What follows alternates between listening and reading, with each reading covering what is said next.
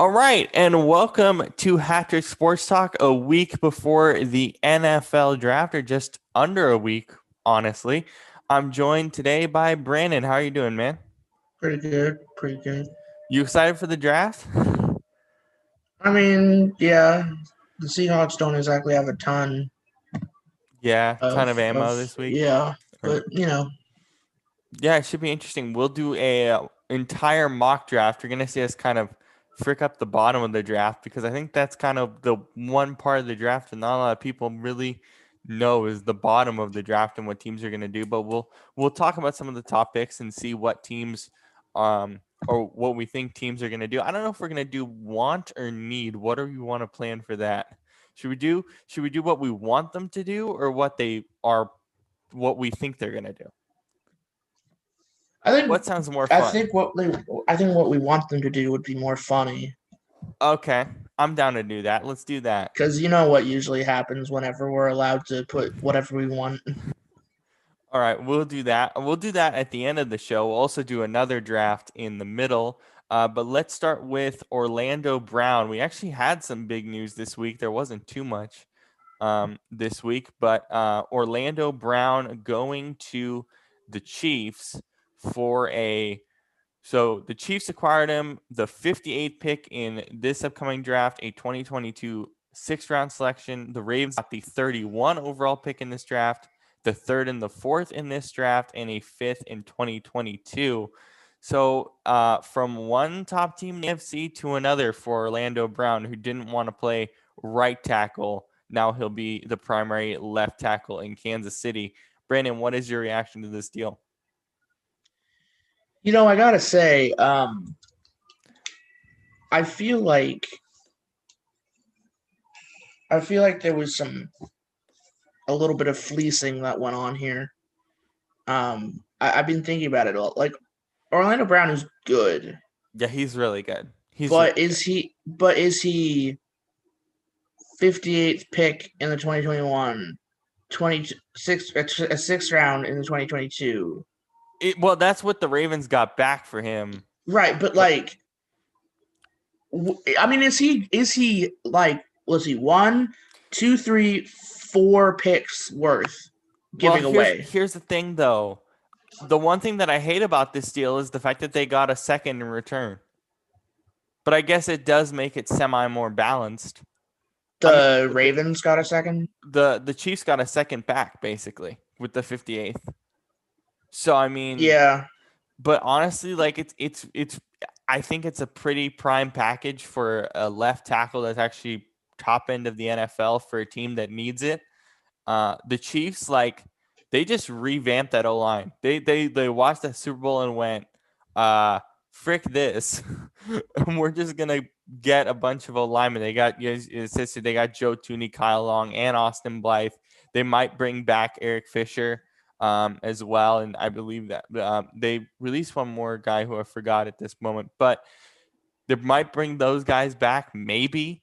So this O line might turn from the worst O line ever in the Super Bowl to a top 5 O line in a matter of 3 to 6 months, just because of free agency and trading. I mean, what team does yeah. that? I mean, to be fair, they better do that now because in a couple of years they're not going to have the chance.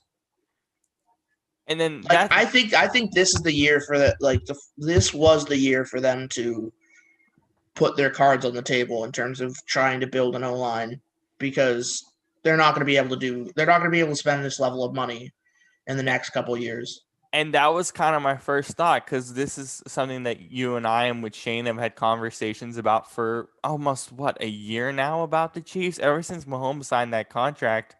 And now they bring in Orlando Brown, who luckily is still on a rookie deal, but next year they're going to have to pay him. And so there's more Yeah, money on the table there.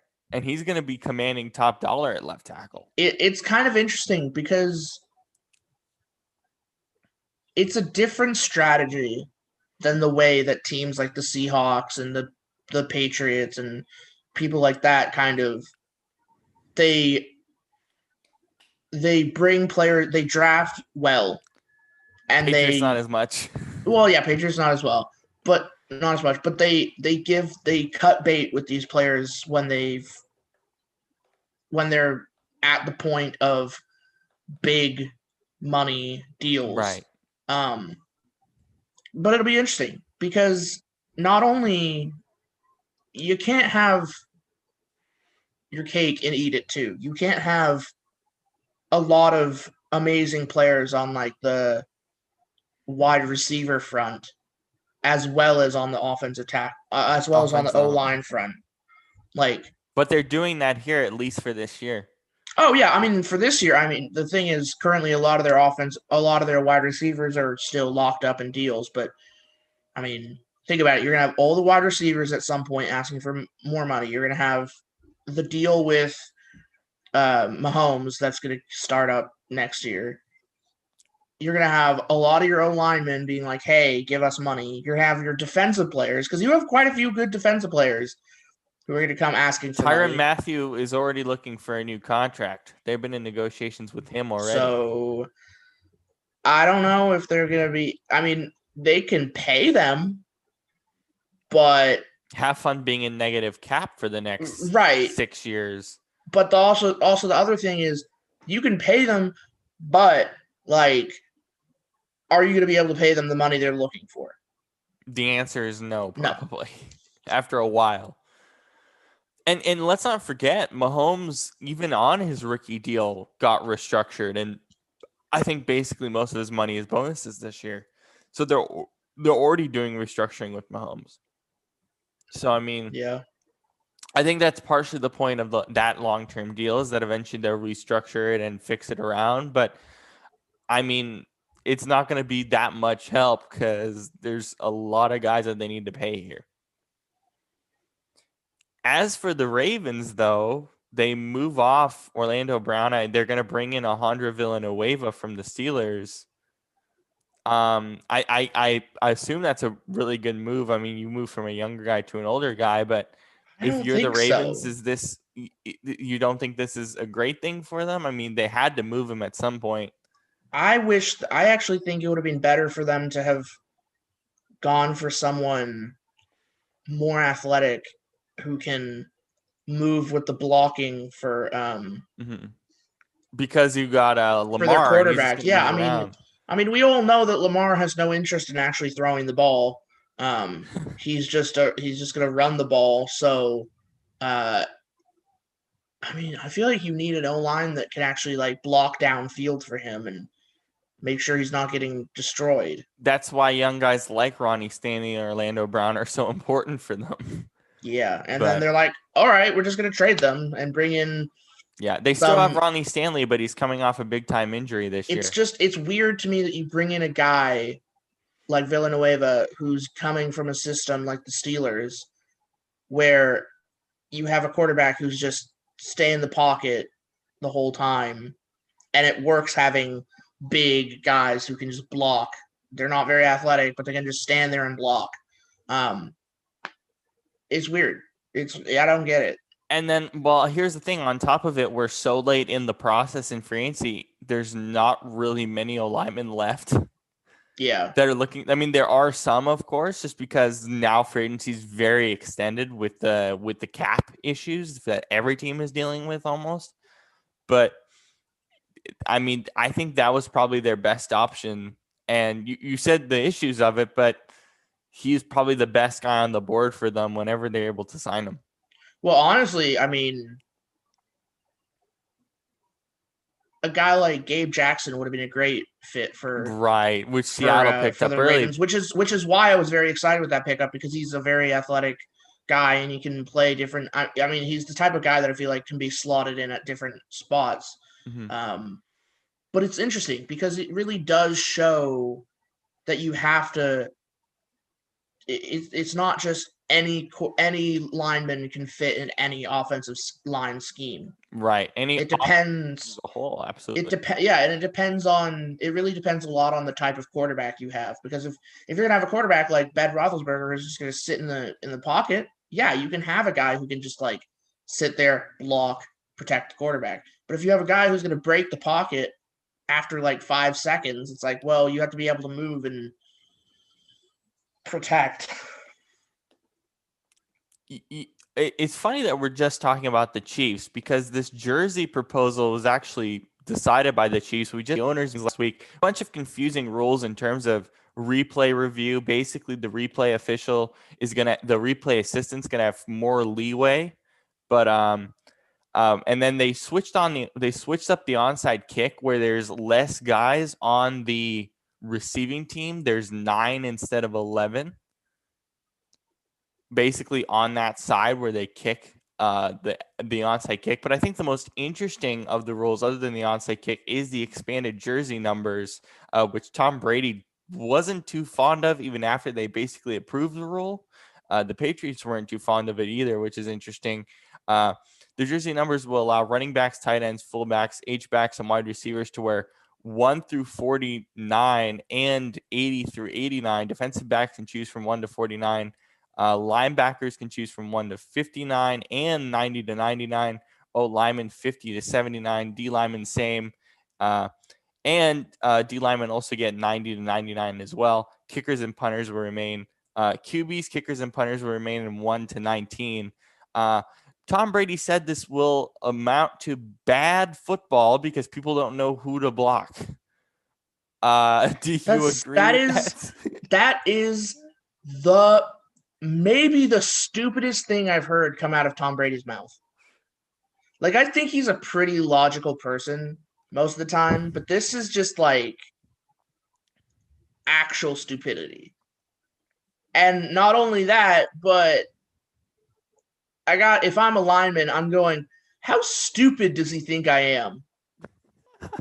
Like, do you think I'm not smart enough to realize that the guy across from me is the guy I'm supposed to block? Like, it's also that he will hate just being like, number 5 is the mic. Number 5 is the mic instead of like 80 and 89 or whatever the numbers are normally. I don't know. You think it would make it? I wonder if someone's gonna do like a research project on how much quicker plays get off now that it's like number 5 instead of having to say number 88. Yeah, it cuts down numbers and. I think this is just going to be ridiculous. I mean, it is going to be kind of weird seeing a defensive back at like number 15 or something.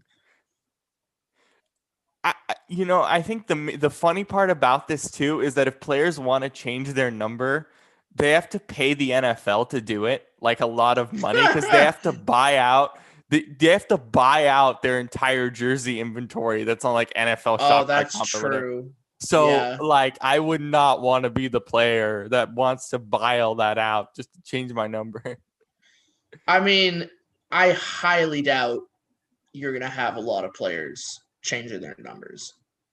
At least right now, I think guys coming out of college are going to be like, yeah, this is perfect. Yeah, like guys coming out of college. Well, the funny thing is you got guys coming out of college who are like, but the thing is, you still have players in the league who on teams who have that number already, like because the veterans get priority on the numbers, right? So I don't think it's gonna have that much of an impact, really. I mean, some fans are already being like, "Oh, but like, how are we gonna remember who's who on the team?" And it's like, well, just watch the game. It's gonna take. It might take us a month, but we'll figure it out. And also, I don't think it's gonna change that much. Like, yeah, I don't think so.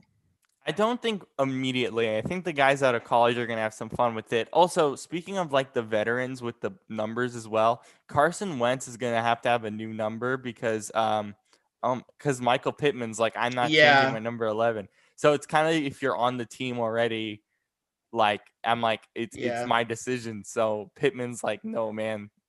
So did you hear about the coach of the Eagles, what he did to decide if a player was competitive or not? Oh, we are going to do that at the end of the show. You and I are going to do a rock, paper, scissors best of 3. No joke. To see who's more competitive amongst us. Yeah. Okay. So actually, let's get to the Eagles too. So they basically talked about this week. Nick Sirianni, the new coach, So he talked about the rock paper scissors thing, which first off, I'm really confused about why teams do all these random things in interviews. Well, I think in this case it was Sirianni being like, I want to show that I'm the coach, dang it, and I'm gonna come up with some creative like way of showing my team that I'm interesting and I have interesting ways of figuring out who's competitive or not. But like rock paper scissors, really, of all the like ideas you could come up with. Mm-hmm. I'm watching a lot of PFT in the offseason too, because they always, go through a lot of these rules and stuff. And Chris Sims was talking about that in one of his interviews. They made him play cornhole to see how competitive he was. And I was like, what?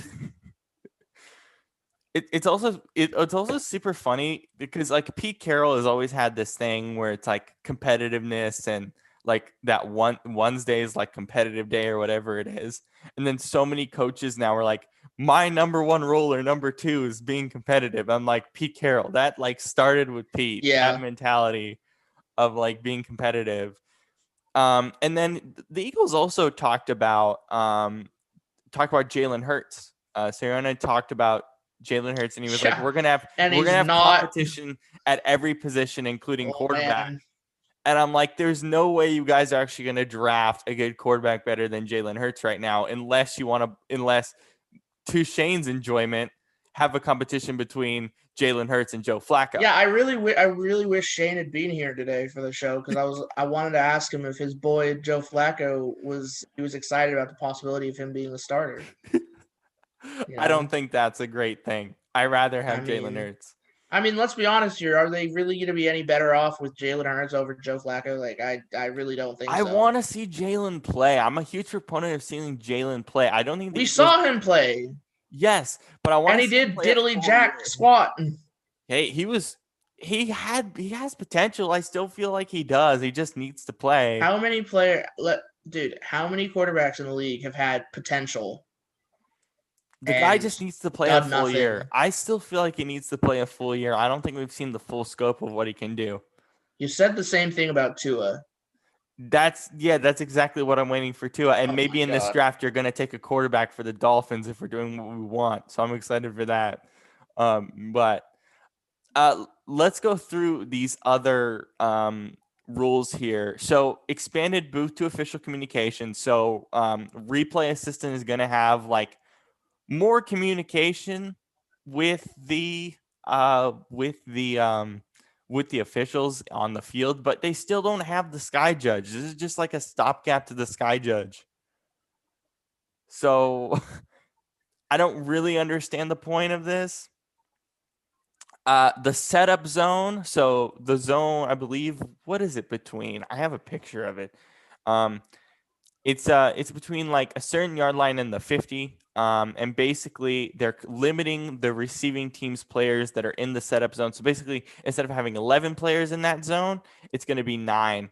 So they're hoping that it will make onside kicks easier for the kicking team to recover. What are your thoughts on this? I think it's dumb.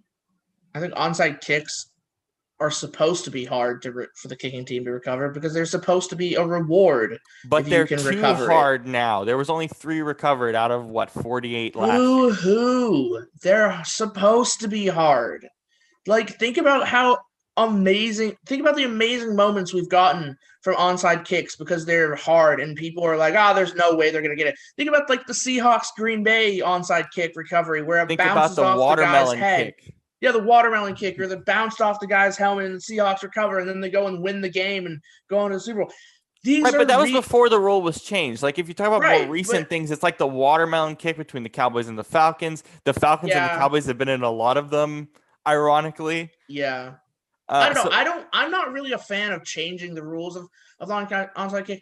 I was okay with the last rule change because I do acknowledge the onside kick is kind of dangerous. It is. But like, it's such an exciting moment, you know? Like, I don't want them to get rid of. Like, I thought it was dumb when they initially were like, "Oh, we'll just kick. They'll just be allowed to kick the ball into the 25-yard line or something." And I'm like, why? So basically the setup zone is the 45-yard line to the other 40, basically. So it's like right in the middle of the field.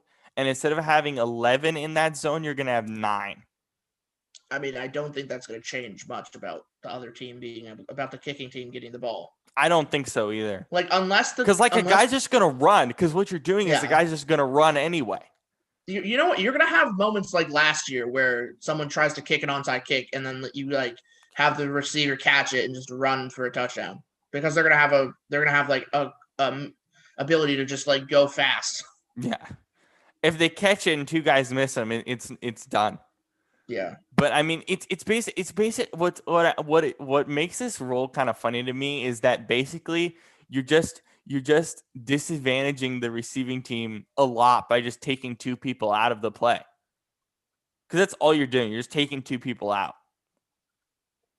So, I mean, I don't know. Yeah, I think you're right. I think it's just going to be the exact same thing as last year, and they're going to have to go again and figure something else out. Speaking on that, they tabled the 4th and 15 rule. Do you like this rule? Do you acknowledge that this 4th and 15 has some issues? So is it like the ability to throw on 4th and 15? It's basically instead of an onside kick, there's like a 4th and 15 from like the 20. Oh, yeah. Yeah, no, I think it's dumb. You don't like it at all? No, I think it's stupid because I think you shouldn't be able to I think it would make it so that you could, I mean, think about it. It could literally make it so that you could continuously have the ball for the entire game. Because if you're like the Chiefs and you're down, like, is this going to be so much easier? I mean, if you're the Chiefs, you could continuously go 4th and 15, 4th and 15, 4th and 15, 4th and 15. Like, instead of going for the kickoff, the kickoff, you could just onside kick it and be like, oh, we're gonna go for 4th and 15, like, and get the ball back. And it's like, okay, well, what's the reason of watching this game anymore? You know, right? Like, it's basically just making it so we have like an offensive and defensive play. But if you have like a super good offense and the other defense sucks, the teams are just gonna take advantage of it to have a good offense, like your Chiefs, like your Bucks, for instance. Or even the Ravens at some points too, you know, because they still have a pretty good offense. So, yeah, for sure. Owners eliminate preseason overtime. I didn't know this was a thing. I thought we never had overtime in the preseason. Why would we have it in the preseason? No, there was overtime in the preseason, but players, like teams, just were like not about it. No, this is stupid. I'm glad they got rid of this.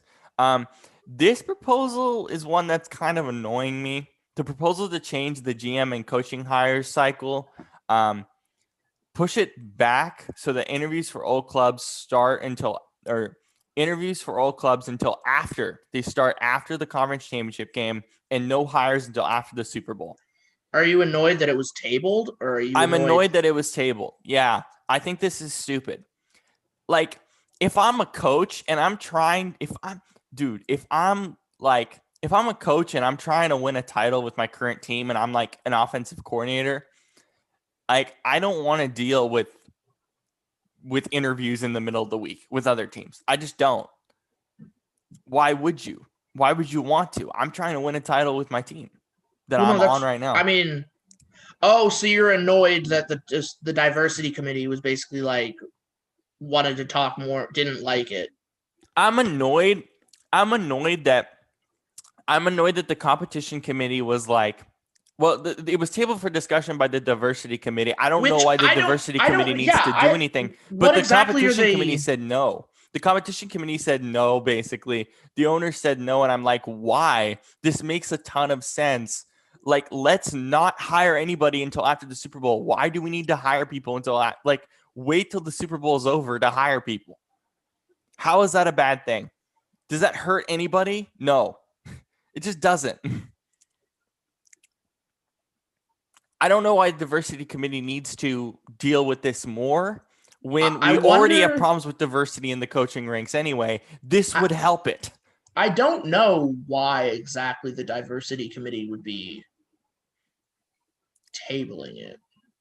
Well, the owners, and I believe the competition committee, but mostly the owners tabled this, and then they said, let's have the diversity committee discuss this more. That's basically what happened. but I don't understand why, because if you want to expand diversity in the coaching ranks, which they should, if you look at the last 10 years in coaching, especially head coaching hires, You know what I how think you it do is? I think it's because I think they're thinking that I think the diversity committee might be pushing for this. They should be. Well, if it's tabled for more discussion by the diversity committee, I think what it's saying is the diversity committee is now taking it up and being like, look, this would be good because it would allow for more for the team, for the coaches, or like It's good for everybody. Yeah. How is it bad? Okay, can we talk about Chicago? Like, what do you? Owners approve a rule proposed by the Chicago Bears to ensure the enforcement of all accepted penalties committed by either team during successive extra point attempts. So what is this? What is this rule exactly? Enforcement of all accepted penalties. So basically, all accepted penalties when you have an extra point try. Like, what does this actually do? I think it's basically saying like all penalties must be accepted. Like, in an extra point. You can't just say, nah, we don't want it. Because like sometimes, you know how teams will sometimes just be like, if it's a kick, if there's like a penalty on a kick, they'll be like, whatever, nah, we don't care. Yeah, because I mean, most of it will get moved anyway to the kickoff, but sometimes teams are like, no, we have a good returner or something like that. But it just doesn't really make any sense because all of them get accepted on the kickoff anyway. It's just honestly, it just seems like a petty rule by unless Chicago. I'm missing something important here, which I may be. I don't see the point of it. And then what the hell is this with Los Angeles Rams adding a loss of doubtable penalty for a second forward pass from behind the line and for a pass thrown after the ball? Are they just trying to make football boring? Like, is this just a rule that's just like, hey, you can't have like fun, you can't have two forward passes, which I guess is fine, but like Statue of Liberty plays, like, yeah. I mean, I don't think that like this one, for instance, and even the successful extra point try, I don't think these will matter that much. Like, we're not going to see them that often. It's just dumb. It's like such a Sean McVay rule to me. It's like he's such a boring. I don't know. I just don't think this will matter that much. I don't even know if we need to give it that much time. According to Pelissero, one point of emphasis in the NFL competition committee's report will be focused on taunting. Adds that the feeling within the coaches subcommittee is officials have gotten lax on players going face to face, standing over people, pointing fingers, etc. They won't focus much on touchdown celebrations in this regard, but expect more flags to be thrown. Football is soft. It's soft. So they didn't like what Antoine Winfield did, and the league is soft. Football is getting so GD soft. I'm not for it. It's boring. It's football. I don't care if someone is I don't care if we have like an Antoine Winfield or a Tyreek Hill saying bye-bye. It's fun. Like it. Like, honestly, this is just the coaches. This is literally just the coaches. Yeah, if someone, like, look, if you pick someone off and you're like, get good, and you're like, bye-bye, like, have a good day, I'm like, yeah, you kind of deserve to be able to be like, see you later. Like, exactly, like Antoine Winfield and Tyreek Hill all year last. Well, Antoine Winfield responding to Tyreek Hill, but Tyreek Hill all last year. Did we really care? No, the officials didn't care either. I think one of the things about this is they're trying to like mitigate like fighting, because like if you think about it, does this mitigate fighting or expand fighting? Well, I mean, if you can't stand, if it's like players going face to face or standing over people, I mean, it's not going to stop them from doing it, you know? I mean, the penalty will probably be like what? Like a 15 yards or something? It already is. I think they're just going to like throw it more often. Well, yeah, the penalty's already there. It's just their focus, like, which is dumb. But it's so annoying because they got to a point where it's like, they're like, we hate celebrations. We don't like it. And then they let celebrations start again. And then they're like, yes, here's this like list. You can do like, you can be like bowling pins. You could do duck, duck, goose, or whatever Minnesota likes to call it with Adam Thielen, whatever that whole mess was. Oh, yeah. You could do all that stuff. You can do a dance like the Seahawks do. Yeah, you can do all that stuff. But now, because of that, there's more taunting, which is fine. I guess it's not really that invasive. At times it is, but it's not always. So now the NFL is going back the other way and being like, frick this. I don't know. Football's just kind of soft these days. I mean, this is just the coaches, honestly. What is your whole thing with like football being like soft? Are you like wanting it to be like the 80s or like No, I don't want to. I'm not saying it's like soft in terms of like hitting and stuff. Like you still get like hard hitting and everything, but like some of these rules are just dumb. Like it's like let players play the game. Like let them have emotion. Let them be like physical. Let them like celebrate after a hit, because I guarantee you we're gonna see a big hit and someone jump up and be like, yeah, like and like get in someone's face, and they're gonna throw a flag on it. It's gonna be like, dude, this is a natural reaction. If I hit someone, we play football, right, and that happens. It's a natural thing. It's like my reaction when I'm playing someone in Madden online and I get a big hit stick is like to celebrate. So if I was in a real game, I'd be like, yeah, like. No, absolutely. Like yesterday when I was playing basketball, I like swatted someone. I was like, yeah, get that out of here. Like that's the natural Matumbo that. Right. That's the natural human reaction, is to get excited and celebrate and be like, yes, but like no, apparently and with grown men, they are not allowed to react. I mean, look at the NHL. The NHL that's one of the reasons why the NHL is so fun to watch. They let them do whatever they want. But that's part of the point though with the NFL is like, yeah, they let them do whatever they want, but how many times do you see a stupid hit and a guy gets suspended for like 2 games? It happens so often in the NHL. So that's the yin and yang of it all, is that sometimes there's just the guy who does like the most stupid hit ever, or like checks the guy so hard that you make you go, okay, chill out, and then you get suspended 2 games. That is also part of the NHL in terms of like the crowd being like, ooh, like even without a crowd, we've still had like these crazy hits. Like watching it on TV, it's like, oh wow, like that was a bit excessive. But I mean, that's also part of what used to be in the NFL was like the big crazy open field, like flat chop blocks and.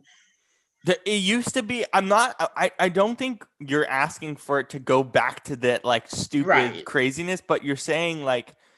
My whole thing to kind of expand your point, you're saying like with taunting and all this stuff, like that's just part of the game. We're not necessarily taunting, but just having emotion.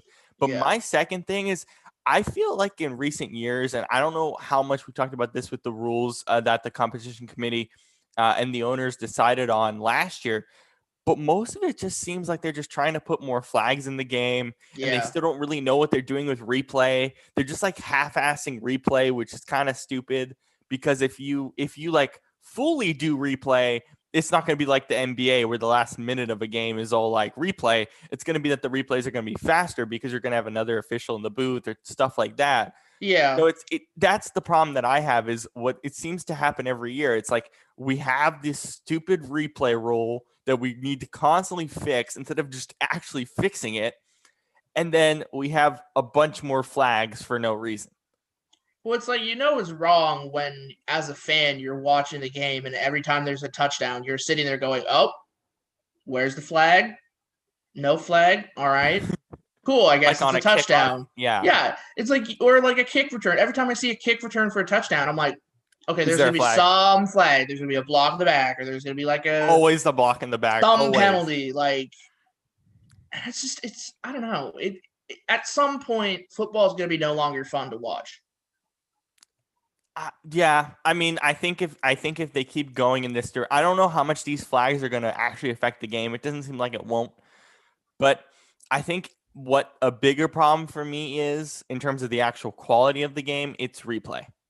Yeah. because they still don't know how to figure it out, instead of just sitting down and saying, hey, like they did with the catch rule. They spent 3 years trying to figure out the stupid catch rule, and then they came up with this like super simple rule of like, I mean, it's not really simple, because if you ask any casual football fan what's a football move, they're all flipping confused. I mean, how many times last year were we like, did they actually do a football move? Like, the terminology is very bizarre, but at least they fixed it. But it took them 3 years to do it instead of just completely figuring it out in 1 year. It took Des Bryant's mess to figure it out. It always takes like one big play to figure it out. Like, same with the PI thing too, with the Rams and the Saints. Yeah. Like, but they didn't really figure it out. They just made it worse by making it reviewable instead of, I don't know, having a sky judge. The biggest news of the week actually came from Europe, with the European Super League. So basically, UEFA on, oh my God, what was this, Friday of last week, decided to like expand the Champions League. And then the next day, Arsenal, Chelsea, Liverpool, Manchester City, Manchester United, Tottenham, AC Milan, Atletico Madrid, Barcelona, Inter Milan, Juventus, and Real Madrid all said, we are going to create a European Super League. And there was like going to be like 3 more teams that were never announced. And we want to have like a 15 to 20 team league of like the best clubs in Europe in one like breakaway league, but we're still going to play in our domestic competitions. The problem then becomes they are going to make so much money off the Super League that it will disadvantage everyone who isn't in the league, thus hurting domestic competitions. And everyone got mad. Everyone, fans, broadcasters, everyone got pissed. Leeds United said football is for the fans on one of their shirts in their game last week. Essentially, and it was run by Real Madrid's president, who is still running it to this day. He still believes in it. Now, all these teams left other than Real Madrid, AC Milan, and Juventus. There's the only 3 teams left. The president of Real Madrid, Fernando Perez, I believe. And then it was like Stan Kroenke at Arsenal, who we know is the Rams owner. And then like a few more as well of like, and the Glazer family, who just won a title with the Buccaneers at, I believe, at Man United. So basically, this was a bunch of European owners American owners along with Perez saying, frick this. We want to do our own league. We want to like have them basically another monopoly on football, even though there's no parity in football anymore, soccer, whatever you want to call it. And then on top of it, it was also financed by an American bank, JP Morgan Chase. So this was just a bunch of American owners basically saying, we want to make football in Europe more like America so we don't lose money because of regulation and a bunch of stuff. I'm like, you just got rid of the purity of football in Europe. But I mean, this entire thing was stupid. It was stupid from the start. They didn't realize the backlash that it would have. It was just unbelievably stupid. But Brandon, what are your thoughts before I kind of go on this? You know, it's kind of interesting because they're complaining about, like, a lot of people in Britain are complaining about like America like getting their hands in it and everything, but like it's not. I feel like so often other parts of Europe complains about Britain trying to manipulate soccer, like in the big leagues, like because there's like 6 big clubs in England. Yeah, so it's like it's kind of hypocritical. It's like, oh, you complain about it, but then you also do the wrong things as well, and it's not necessarily. So there's a couple things here. One is that the main thing that's semi-hypocritical here is that everyone hates UEFA and everyone hates FIFA, particularly FIFA. We've talked about this before. FIFA has been in bribes. The World Cup, the next World Cup, we're going to play it in the wintertime in Qatar. Next year, you and I are going to be here talking about the NFL at the same time as the flipping World Cup. Are you flipping kidding me? UEFA also has their issues. But then on top of that, it's like you have remorse for them now because like the big clubs are just like, frick this. But the main thing is, I think kind of all parties are involved here. UEFA kind of sucks for this. FIFA kind of sucks for this. All the leagues kind of suck for this because. Well, I think. Sorry to interrupt you. Go ahead. But like, I think I think what it's showing is the major problem in high level football, soccer right now. Yeah. Or football for the Europeans. I think we should say football because this is a European sport. I'd say it's showing the problems with high level football. Money. It's all about money. It's always about money. Like, there's all money and there's always scandal where the money comes from with high level football. Right. It's never going to end. It's always scandalous. It's always money grubbing. It's problematic. And it's not for the fans anymore. Well, yeah, no, it hasn't been. It really hasn't been for the fans since all these billionaire owners came in and just took all these big clubs. And since you started having all these like sponsorships being attached to these clubs, like, right. I mean, it's the same conversation that could be had with the NHL as well. Like, I mean, you have literally leagues being named after banks. So it's interesting. Like, yeah, I agree with the fans, and honestly, like, good on them for taking a stand and being like, no, this is not right. Especially in Europe, like Liverpool and Barcelona, they were all community-run clubs. Yeah, they were like a bunch of like schoolboys who created these leagues, farming people who did like farming and stuff. They all were community run. They all are cherished by the community. And then all these big billionaire owners from America and other parts of the world, but particularly America, just kind of came in and said, frick it. We're just going to buy it so we make a bunch more money. And then we don't even care about the result. We don't even care about the purity of the sport anymore. And it's been like that forever. But on top of that, like, let's not get it twisted. The parity in European football is dead anyway. Oh, there is no parity. There is no parity at all. It's what you have. You have Tottenham, the big six in Europe. Arsenal, Chelsea, Liverpool, Manchester, Tottenham, Manchester United. Right. Those are the only good soccer teams. Well, I mean, Tottenham and Arsenal kind of are trash. They're just kind of in here to be in here because, like, we want to have more money. But, like, most of the other ones are good. But, like, let's not get it twisted here. Bayern Munich, who isn't in this, thankfully, like, Italy said no. Italy said yes. But, like, PSG. AC Milan. But PSG and that's what I'm getting to. France, PSG said no. Yeah. And then in the Bundesliga in Germany, Bayern Munich said no. Borussia Dortmund said no. But the problem is, look at the Bundesliga. Bayern Munich just won their 9th straight title. They literally won the Bundesliga for like. What reason would they have to leave? Right. Like, there is none. There is none, and they're still like a top club, and like, but that's kind of partially the point. There's no parity at all in Bundesliga. There's no parity at all in like any of these leagues in Europe.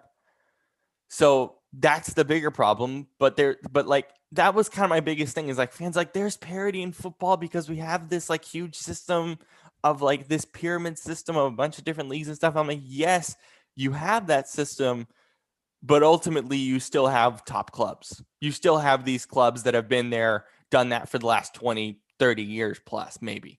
Yeah, and people could make the argument that, like, oh, there's parity because you can get relegated and whatnot. But, like, once you get relegated, it's so hard to get back up. Like, it's not like Arsenal's going to get flipping relegated. Well, it's funny because I'm reading here that the Sky Sports pundit was saying that the Big Six should be relegated if they sign up. Right, I'm like, Gary Neville. I'm sorry. They're not going to relegate the teams that, like, bring in the most money for the leagues. Like, yeah. I don't know. The whole thing is kind of crazy, and it's got people thinking about it. It started the whole conversation in the U.S. about like, what if you did a big like a super league for college football? Well, what would that? Okay, let's take all of this aside. What if that was a thing?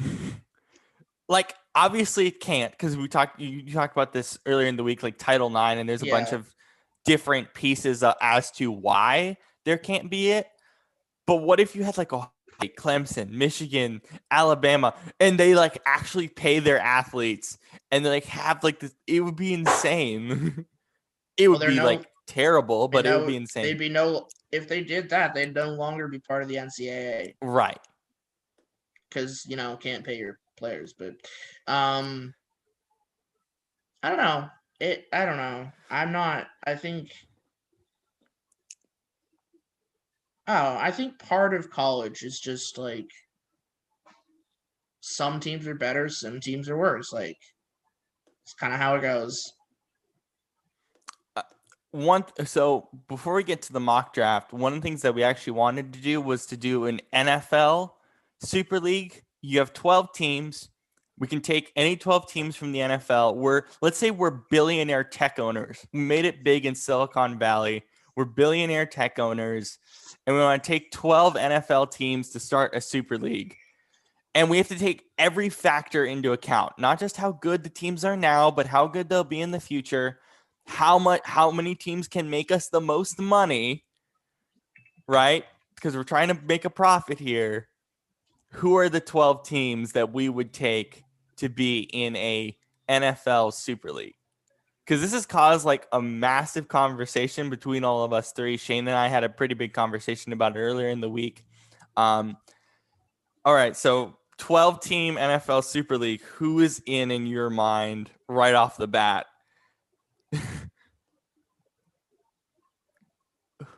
Probably the Seahawks.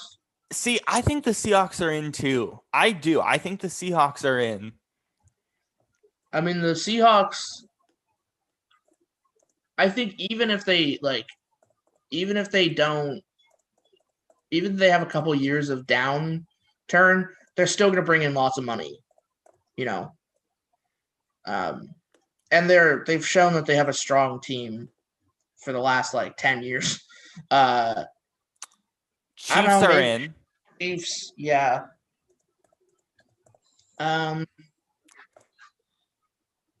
So Seahawks, Chiefs, Bucks, I think I don't know. Because you don't think the Bucks are in here? I didn't think about it. Like, are we thinking just for the next like 2 years, or are we thinking like? It doesn't matter. Well, yes, I think we're thinking this year and long term. But if I'm creating an NFL Super League and I want to rake in money as well, I'm not doing it without Tom Brady. Well, think about this. Not. Tom Brady, I think, isn't going to play that much longer. Like, but want 2 years of the money. I'm trying to think as an owner here. Partially, I am trying to think a bit facetiously and think like a tech owner. Well, if you're going with the Bucks, then I got to go with the Cowboys. Right.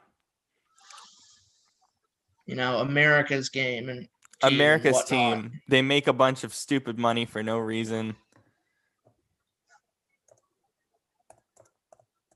So the Bucks, the Cowboys. This is a team we had a little bit of a deep conversation about. Do you put the Green Bay Packers in the Super League? Because Shane and I have said unequivocally yes, and you were a bit on edge about it. Packers in an NFL Super League, yes or no? I don't really want to deal with all the fans who are owners of the league. I mean, owners of the team. That's fair because I'm thinking as like an owner, so like, But you have Aaron Rodgers, you have the legacy of the Green Bay Packers. I think that's enough to put him in. I guess if you're gonna put Tom Brady in there, if you're gonna put the Bucks in there because it's Tom Brady for like 2 years, I think Aaron Rodgers will probably still be playing in 4 or 5 unless Jeopardy kicks in. So yeah, I'd say Green Bay.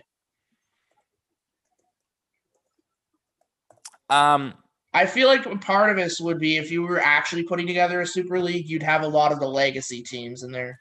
How many of them would you have? I think you'd have the Cowboys, you'd have the Packers. Do you have this? I put the Ravens in over the Steelers because I want Lamar Jackson. I mean, we probably still put the Steelers. I wouldn't put the Steelers because I'm thinking about at this point. I'm thinking about the teams that the end to their good play is in sight. Like Steelers, I think are going down. I would put the Ravens barely. I'm also gonna put the LA Rams just because I want. Or do you want the? I want the Rams instead of the Chargers. It's LA. I need one of the LA teams, and I rather take the Rams than the Chargers. I mean, if we're thinking about how LA would act, yeah, they would put the Rams instead of the Chargers because they see the Chargers as the little brother. Even though they might be better in the next 10 years. Oh, they're definitely going to be better than the Rams in the next 10 years. That team is building up to be a Super Bowl contender. 4, 5, 6, 7. We're at 7. We're at 7 teams. I'd put maybe the Dolphins. The Dolphins sparks a good conversation because the Dolphins. Because if you want to talk about it in terms of like you can be relegated out of the Super League. No, this is set in stone. There's no relegation. There's nothing. This is a closed league set in stone. Patriots? I said no to that. No. Maybe if they'd had Tom Brady. Right. That's definitely if we were talking about this in like 2005, then yeah. But like. Okay, wait. Instead, let's talk about this. Here's an argument I want to have. Maybe we'll put Miami in at the end. But who would you rather have, Buffalo or Miami? Because Buffalo has a window. I would say Buffalo because they actually have a solid quarterback. Buffalo actually has a contending window here. That's pretty good. Buffalo because they've created their finished product. Like Miami's still also because Buffalo's actually I feel like to be in a super league you have to be able to show that you have the ability to compete. Right. And the Bills have shown that and the Dolphins haven't. Saints, no. Okay, Saints is an interesting conversation because Shane was like thinking about the Saints as well. And I was like, if Drew Brees was still in here, I'd definitely put the Saints. There's no question. But I don't think a super league is that fun when Jameis Winston or Taysom Hill is one of your quarterbacks in the league. I just can't do that. I would put the New York Giants in. I really despise putting any New York teams in here. Why? If you're going to put a team from LA in, you got to put a team from New York in. Right. But I don't want to deal with the monstrosity that is the Giants or the Jets because they both are terrible. So you put the Giants in there, and then you get the entertainment factor of having the Cowboys and the Giants face each other all the time and be terrible. And that's why I'm not. That's why I'm literally refuting the. I'm like, no, we're putting the Giants in there. Frick. I don't like it. That's the one team I don't like. Would you rather put the Jets in there? No, but I wouldn't put any New York teams. I have an LA team. I don't want to put a New York team. You have to be. I guess the Bills tactically could be the representative from New York. I guess, but not really because it's Orchard Park. I mean, Buffalo's in New York. I know, but it's Orchard Park. It's a bit different than the big city. I mean, to be fair, the Giants and the Jets play in flipping New Jersey, but whatever. All respect to New Jersey, but it is funny that they play in New Jersey. Yeah. All right. 1, 2, 3, 4, 5, 6, 7, 8, 9. I guess looking at everything, I probably just wait. Here's an argument. Do you put the Bears in? I was just thinking about that. Do you put the Browns in? The Browns, I'd probably say yes. You know what? I would put the Bengals in. You know why? No. Joe Burrow. No, they're not. Yes, no. We're putting the Bengals in. That's the worst. I would no. I'm not putting the Browns in. I'm putting the Browns in. No. Frick that. I'm putting the Browns in.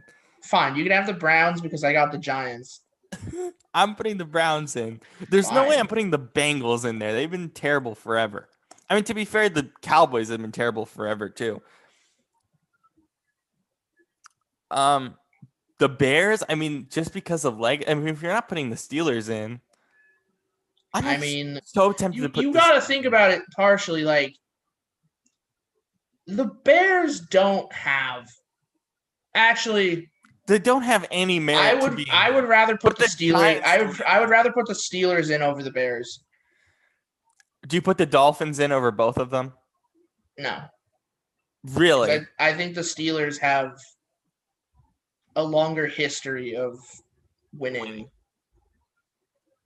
Am I missing anybody here? No, I'm not. Okay. Um, Raiders? No, I don't want to deal with John Gruden.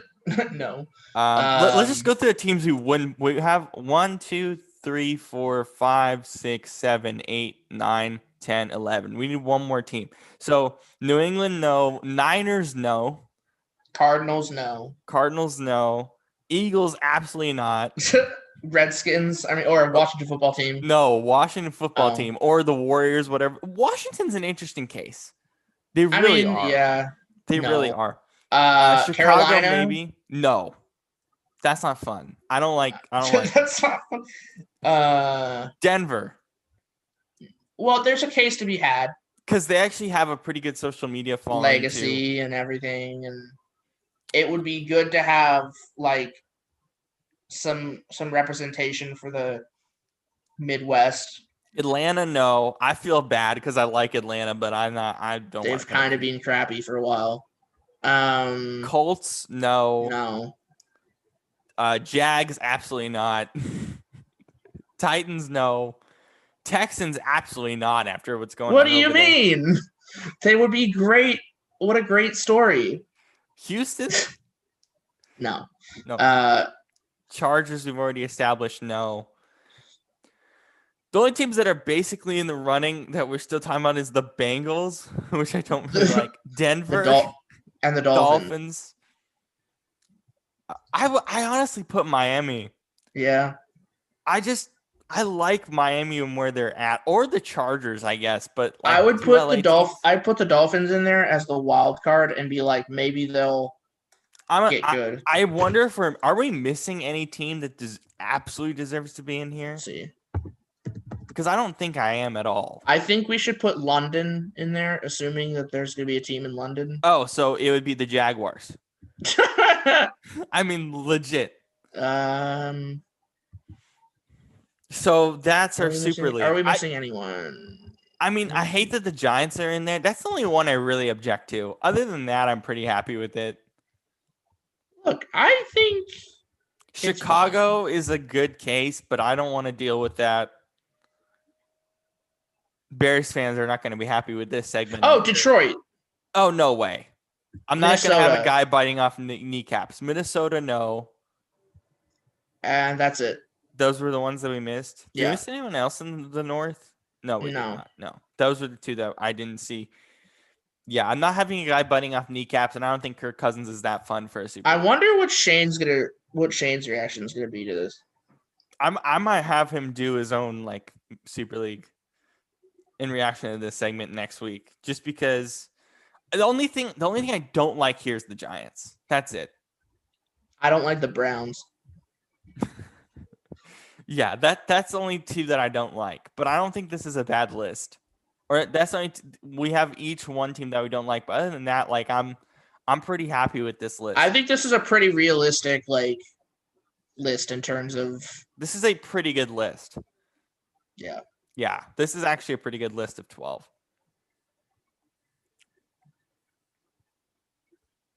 Yeah, so I feel pretty good about it. So again, Seahawks, Chiefs, Bucks, Cowboys, Packers, Ravens, LA Rams, Bills, New York Giants, Browns, Steelers, Dolphins. I don't think that's a bad list. All right, anything else before we do the NFL draft stuff? No, I don't think so. Let's get to it then.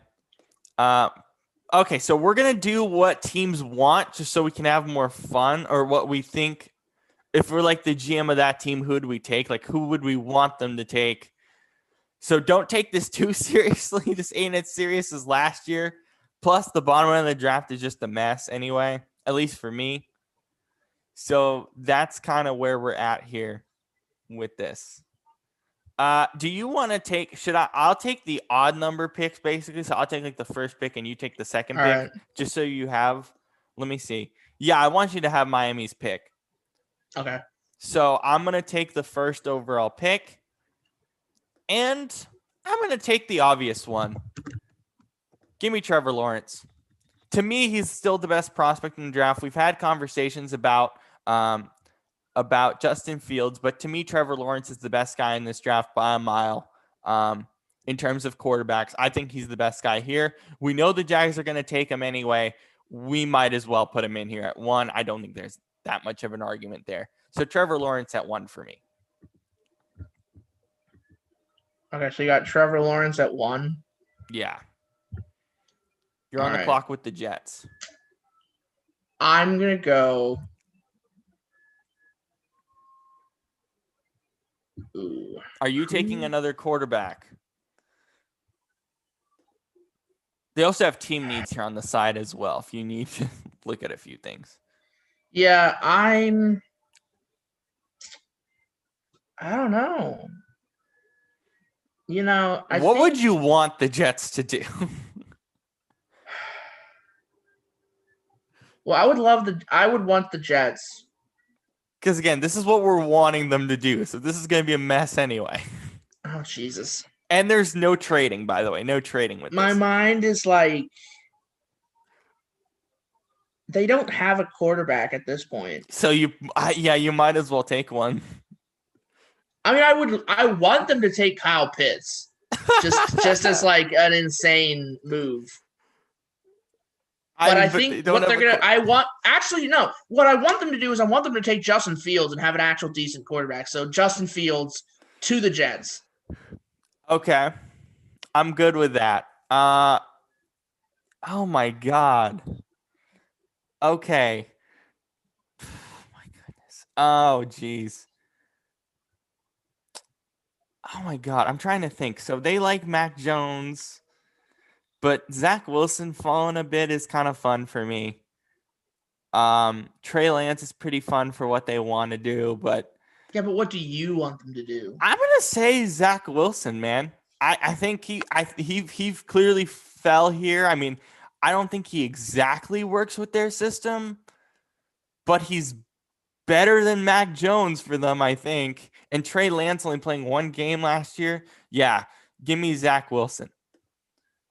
For the now this is getting crazy. So now the quarterbacks are essentially off the board other than Trey Lance and Mac Jones. So now we can have some fun. We're gonna make the move that I think everybody wants them to make. They're taking Trey Lance. Really? And here's why. Okay. So we got all the quarterbacks off the board. Trey Lance can sit behind Matt Ryan. A good, very good quarterback. He can sit there maybe for 3 years, 4 years. Who knows? And then Matt Ryan retires.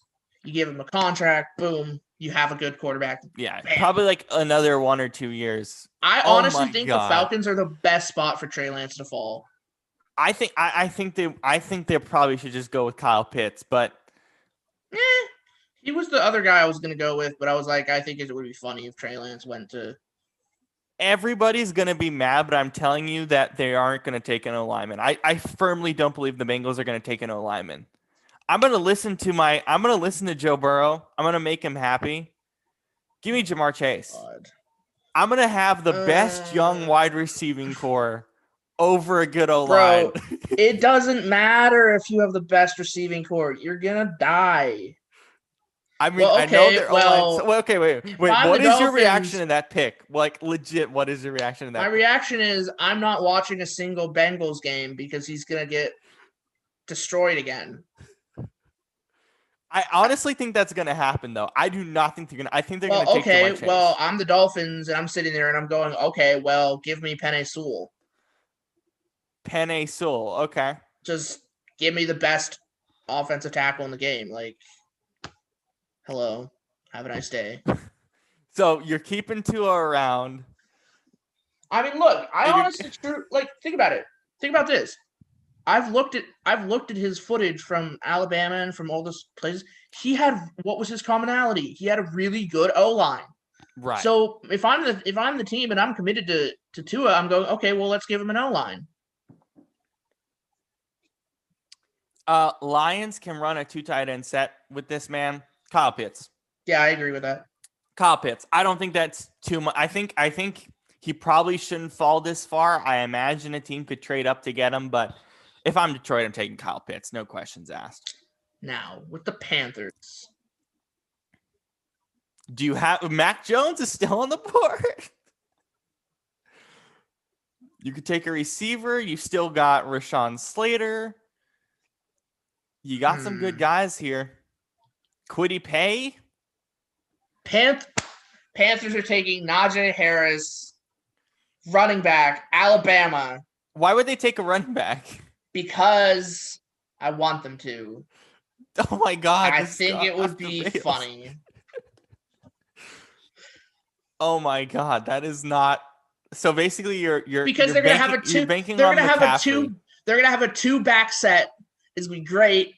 They're gonna have the best running back core in the entire league. Because basically you're banking on McCaffrey getting hurt again. There's a logical reason because McCaffrey got hurt last year. He's not gonna be as good as he is before. And you're worried about him being hurt. This is not a good pick. I don't like this pick. Okay. I didn't say it was a good pick. It's not a good pick in any respect. Are you really gonna send Mac Jones to the Broncos? Denver wants quarterback competition. I'm going to give them the best one available. Give me Mac Jones to Denver. Yeah. They want competition for Drew Lock, and he was horrible last year. If I'm Denver and Mac Jones is sitting there at 9, I'm taking him. I don't think that's okay. So the Cowboys don't get Kyle Pitts. Do they get flashy again? Take another receiver. Cowboys are going to go. I'm going to do what I want them to do, which is definitely not what they're going to do because they're dumb. They're taking Patrick Surtain II out of Alabama. They absolutely should take him or Caleb Farley. Horn's pretty good. I like Caleb Farley. They could take any of these guys from the top 3 and be happy. Goodness knows they need a cornerback. Yes. Oh my God.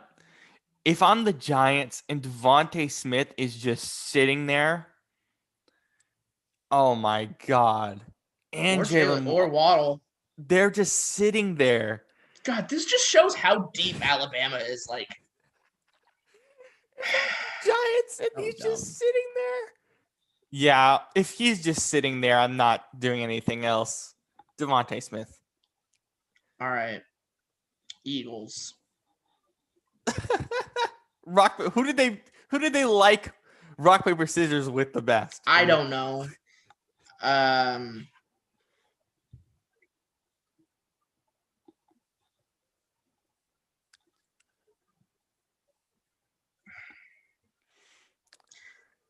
guess.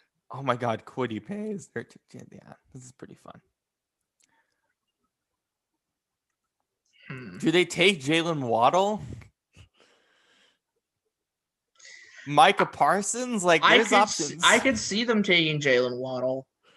Yeah, Jalen Waddle. The receivers just flew off the board. I mean, they need a wide receiver. They don't have anything. Well, this is interesting. This is very interesting. Rashawn Slater. Let's get some help for that man Justin Herbert. Rashawn Slater.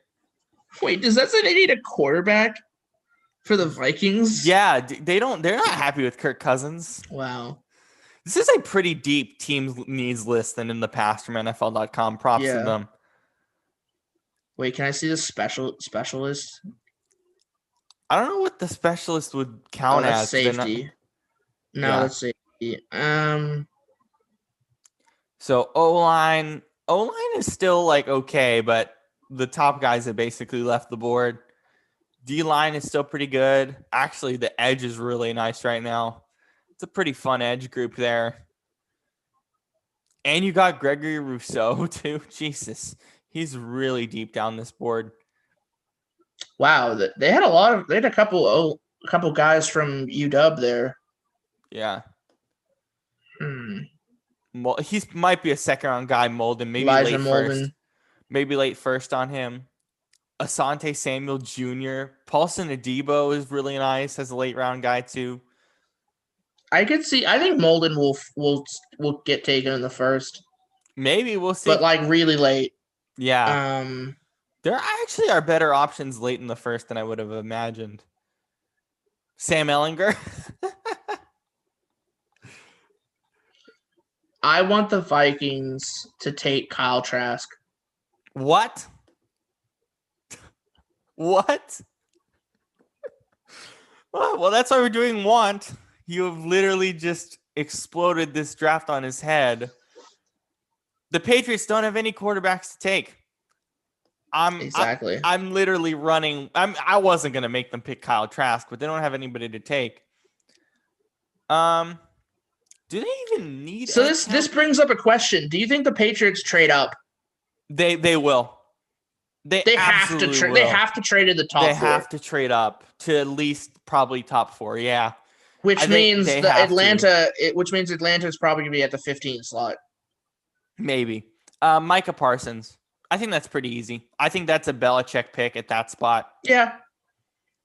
Not that he's going to take it. I think Belichick ends up with personally. With a quarterback. I personally believe there's no way in hell that Mac Jones gets to the Broncos. I think he's going to end up at the Patriots. It's just such a Patriots quarterback. Mac Jones going to end up in San Fran at this point. Really? I think that's pretty much straight up right now. If he goes there, that's a dumb pick for San Fran. Just saying. They should take Justin Fields like we saw here with the Jets taking Fields, but yeah. Okay, Arizona. Cardinals.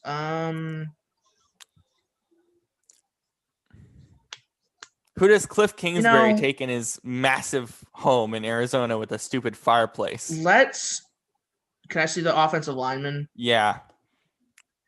It's still pretty good. There are some options. I would say like next 3, and then we're kind of Sam Cosmi's not bad either. Creed Humphrey's not bad, but offensive line is essentially dead or close to.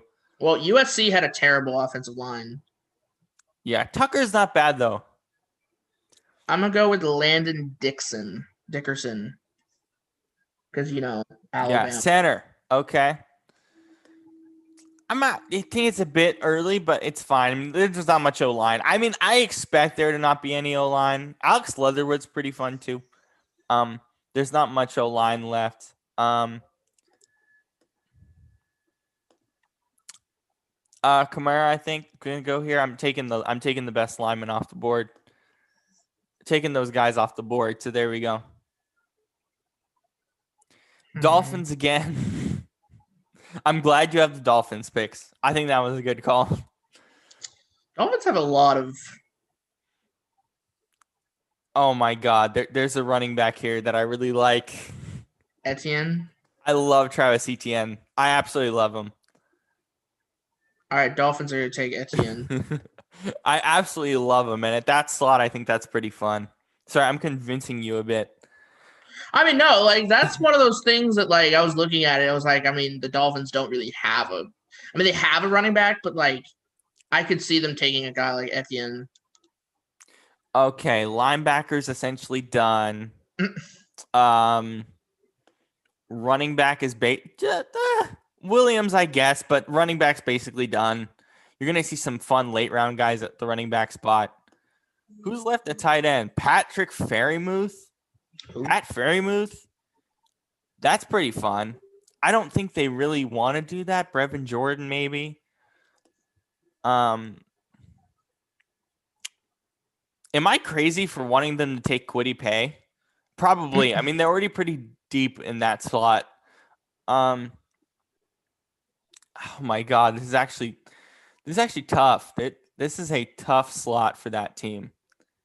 Christian Darrisaw would be fun there, I think. O-line help. Yeah, let's do that. Let's do some O-line help for them. Darisaw. Chicago. I'm giving you all the teams that need quarterbacks.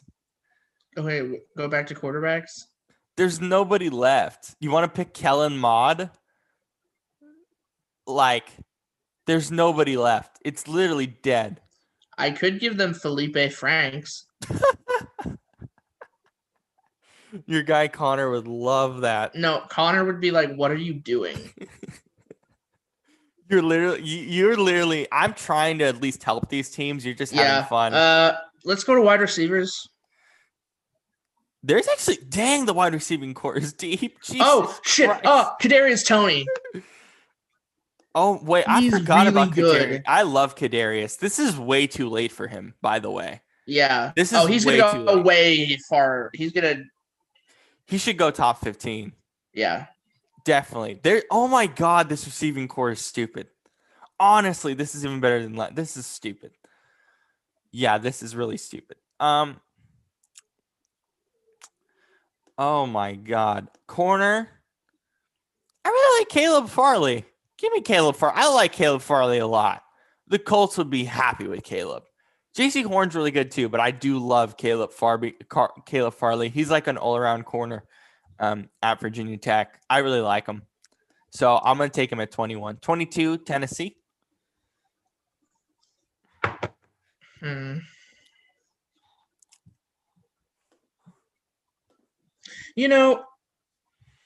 back to cornerbacks. You got JC Horn. Yeah. You actually got a pretty good cornerback. I feel like this would be a good spot for Elijah Molden, though, because like a lot of UW guys have gone to the Titans, and they love their UW. But I mean, over Horn is kind of hard for me. But again, it's your choice. I gotta put my UW guy on the board.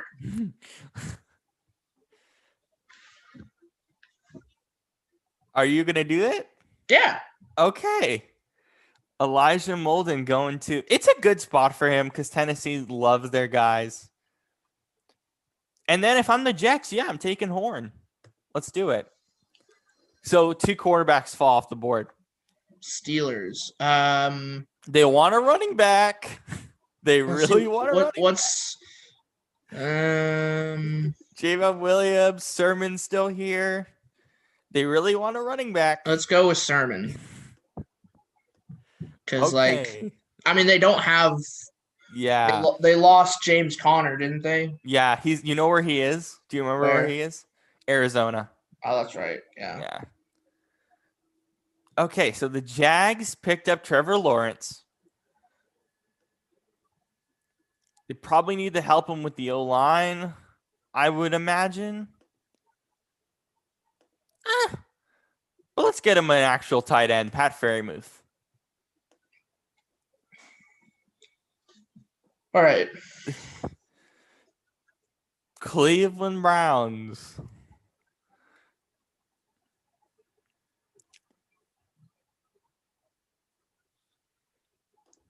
Let's go with. I can't believe Kwity Paye is not going to last till 26. Are you kidding me? There's no way in heck both of these 3 guys last this long, realistically speaking. Yeah. There's no way. But, yeah, there's no way. They're like 3 top 15 guys, maybe 4 here with Tucker. There's no way. I was really going on need by taking those corners.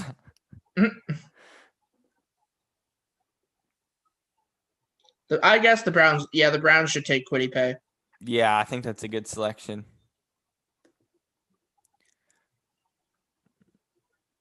Oh man, well, the Ravens don't really need O-line. They figured that out. They really badly need receiver. Man, I'm gonna go Elijah Moore. They desperately need a receiver.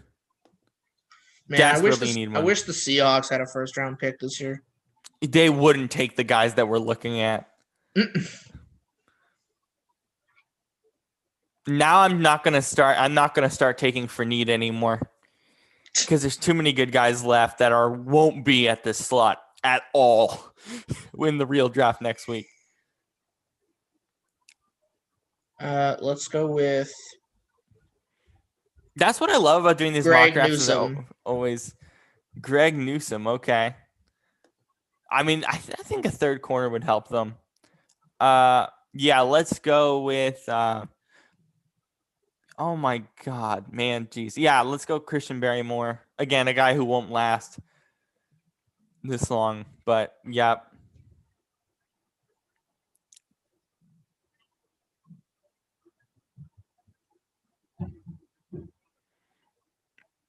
I love when we do these drafts and always there's top 15 guys that last to the 30s. It's so stupid. Trayvon Moehrig is still here. Are you flipping kidding me? That's so stupid. Their teams actually need a safety at the top, but whatever.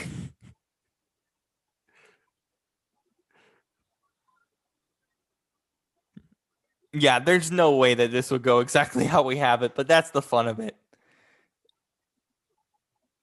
The Bills are going to take Tevin Jenkins.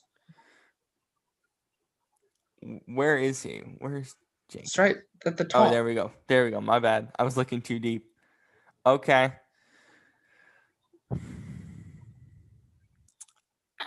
Ravens. Well, do they don't really need a safety, do they? I mean, not really, but I'll give it to him. Give me Moehrig. Damn, there's so many good guys left. Jesus Christ. Did the Bucs take a quarterback?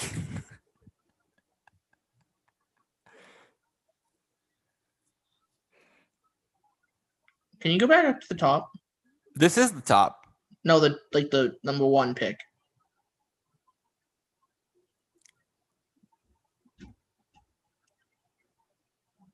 You know what I just realized? What? I don't think Jamar Chase has come off the board. He's right here. Oh, I drafted him at 5. Oh, that's right. I was like, I picked him at the spot where everyone would get mad. Honestly, everyone would get mad at this draft because it's kind of an absolute mess. But again, we're kind of just having fun here. This ain't that we're just kind of having fun with this. Don't take it that seriously, please. I know it's not the most perfect thing. We get it.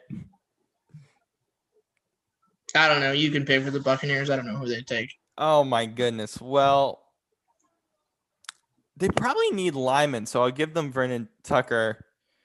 He's probably not going to last. Almost not going to last. I don't know if Trouble's going to last. Well, that's the most ridiculous first round I've ever seen. Yeah, no, it's really ridiculous.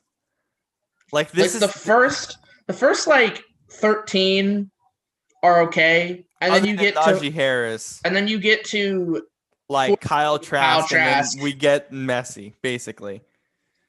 Yeah, it looks pretty bad, but yeah, Najee Harris at 8's like not. There's no way they're taking a running back there.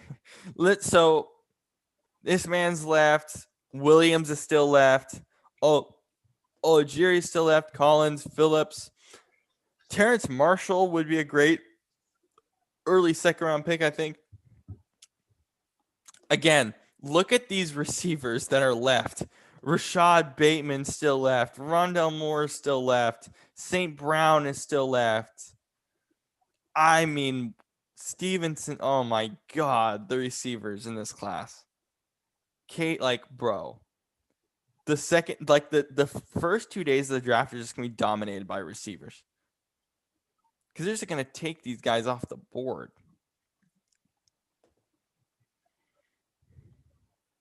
But I think that was interesting. Well, it's funny because in NFL.com, they had Davis Mills going to the Bucs in one of the drafts at 32. I don't think that'll make sense.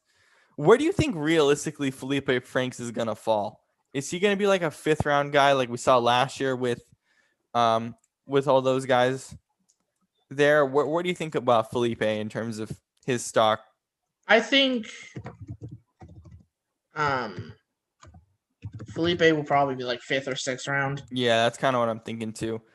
The Kellen Mond is kind of fun because there were some random buzz this week about if Mod's a first round pick. I don't think he is.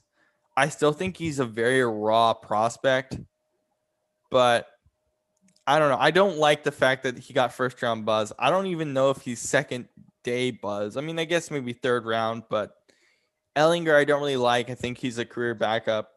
Same with Book. Most of these guys, I think, are backups anyway.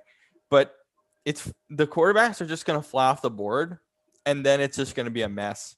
Yeah. Running backs, Williams is a fun one. Chuba Hubbard's kind of fun too at Oak State. Here's we talked about. Brevin Jordan, I really like as well. Tight ends are kind of what they usually are. O-line, I could see it fall. I could see guys like Sam Cosmi be a first-round pick. Creed Humphrey be a first-round pick. Alex Leather would be a first-round pick for sure. I mean, you could see linemen just fall because of how many teams actually need good lines. Edge is still pretty solid, I think, as a whole. Linebackers are actually quite solid, as we saw in the first round. Corners are pretty fun too. I kind of like the bottom end. I like Paul Senadebo a lot. Asante Samuel's pretty fun. I think the corner class is pretty good. Safety, Javon Holland is still here. Cisco's pretty good. Johnson's pretty good. Like the safeties are, I don't know where the safeties are gonna go. Nasir Dean, I don't know where the safeties are gonna go, but I think Holland could be a first round guy, maybe. I don't know, but safeties I think are fun. It'll be interesting to see where all those guys go. But other than that, yeah, that's a pretty interesting draft. Overall, it definitely is a mess, but I think what we're seeing with this draft is there going to be some solid guys left on day 2. Yeah. There's going to be some fun guys left on day 2 as well. And potentially day 3. Other than that, any other pop culture topics that we want to talk about before we head out? Well, the Mariners are currently winning 5-0. Oh, really?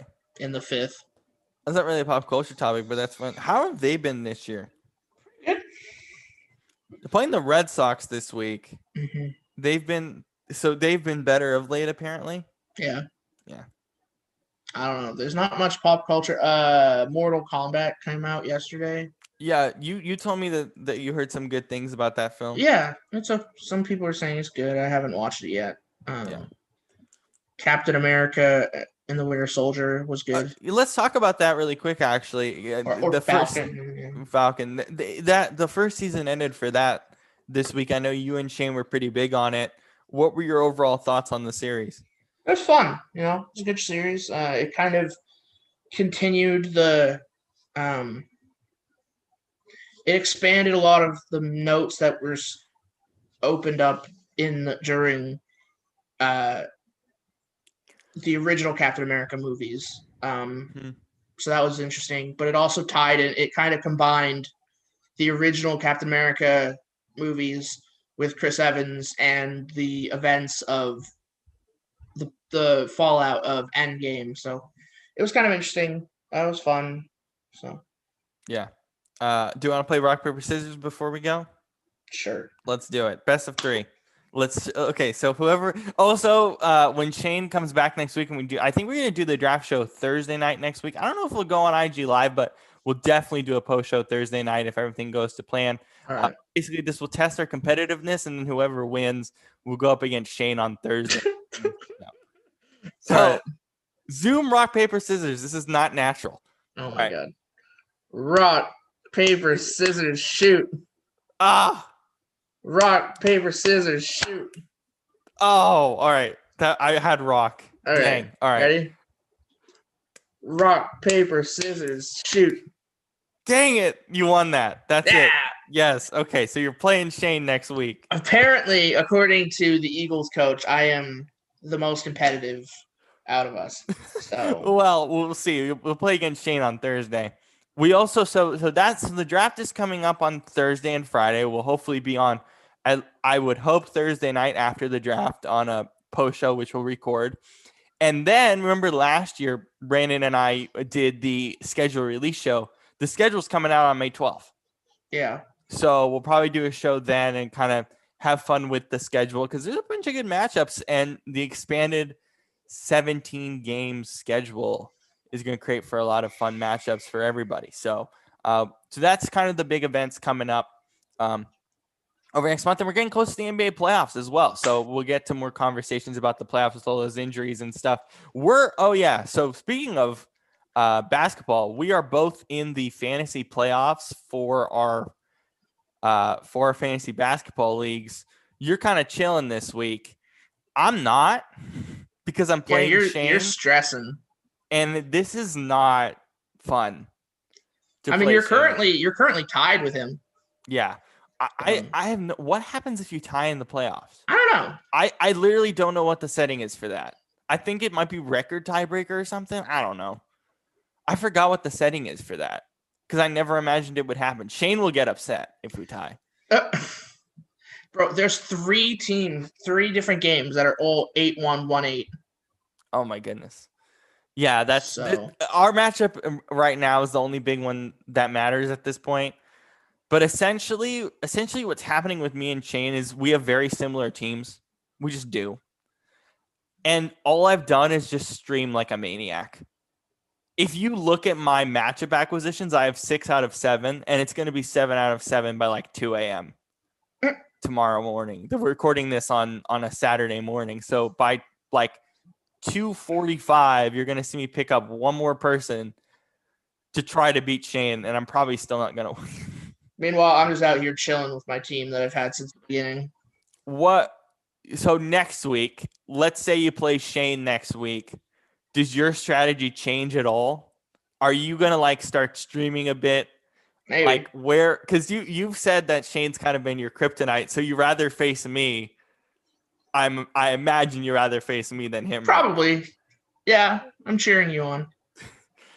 But what has been your difficulty against Shane this year in the fantasy? Well, my team's been hurt every time I've played him. Yeah. Like I haven't had any of my good players. Like Curry's been hurt, or like Capella's been hurt. So yeah. By the maybe way, if I play him this time. Yeah. Holy crap, Curry. What the heck? He's been playing out of his mind. I don't think that's enough to win the MVP, but who's your MVP vote, by the way, for the NBA right now? Not LeBron. No. Not AD. All the usual guys, I think, have been hurt for too long to win the MVP. So honestly, at this point, it's probably like Jokic. Jokic is my vote. It's honestly probably like Jokic or like Giannis.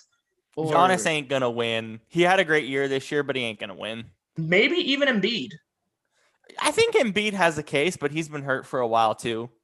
Yeah, I think it'll probably just it'll fall on Jokic just because he's the last option.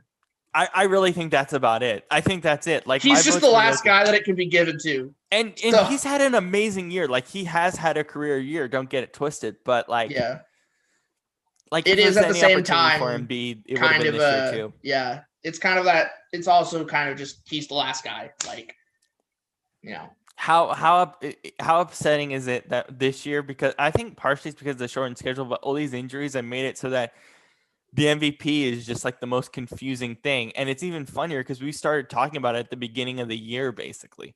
Yeah. Because how shortened the schedule was. But I don't think the schedule, I don't know. I feel like these are all injuries that you could have seen happen in a usual season. I mean, I guess, but the schedule is like massively condensed. And like some of them are freak accident, don't get me wrong, but like some of them, I mean, we saw it in fantasy this year. I know I talked to Paul about this too, and he's like, every year we say this. We say the same thing, that like injuries frick up our teams and there's way too many injuries. But this year, it feels like it's so much worse. Like I literally for the entire year, my fantasy team has just been injured. And you've had the same problem, I'm sure, some weeks. I think it's just bigger this year than ever before. But yeah, I think if it was any year for the MVP, it would have been Embiid, but I Yeah. think he's been Oh, too by the hurt. way, here's an interesting tidbit. There's a migration alert for birds.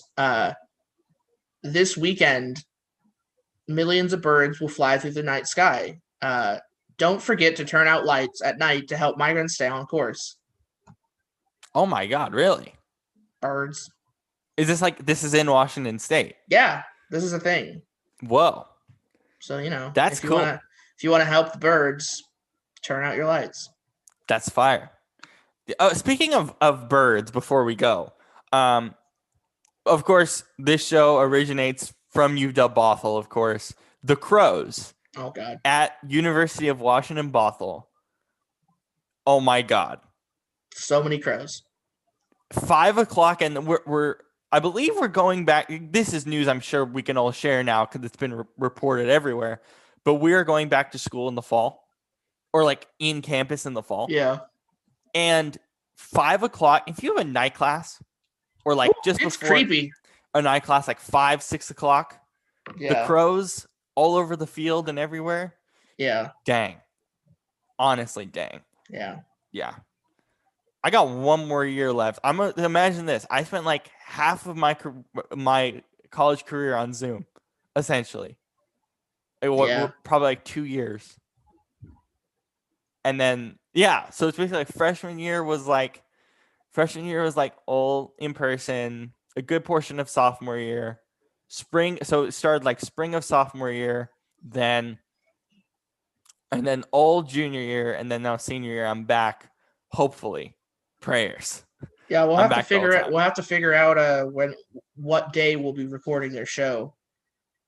When we Yeah. get back to school. Yeah. Well, I think eventually at some point, I imagine in the new year or something like 2022, we're going to have like a major difference in setup and stuff. But as for right now, we're pretty chill with everything. But I think eventually as things start rolling back up, we're going to have like a much more succinct plan and be back in person, because it's been fun being on Zoom, but I think being in person and I'm doing kind of over the whole Zoom thing. Yeah. I do like now, I believe like 7 or 8 Zooms a week. It's exhausting. Yikes. It's exhausting. But Anyway. but it is fun doing the show on Zoom, but definitely being back in person is going to be really fun, and we're going to have a lot more creative juices flowing for that, I would imagine. So. Yep. All right. Well, have a great day, Brandon. Have a great weekend, and we'll see you all back here on Thursday night. I don't know if we'll go live. We'll see. But we'll let you all know, and then we'll probably see that up like Friday or Saturday morning next week. But we'll see you all then. Draft night should be really fun in Cleveland. Roger Goodell's all vaccinated, so it's gonna feel very normal. People are gonna boo him. Players are going to go up and hug him. It's going to feel pretty cool to see like a really normal draft because everyone's been vaccinated. It's going to be I just wish it was in Vegas so they could have done the boat thing. Man, we lost out big time on that, did we? I wanted to see the boat. Time. Are they doing the draft in Vegas like in the next couple of years? I think they might be doing it in Vegas next year. Yeah, so hopefully we'll still see the boat.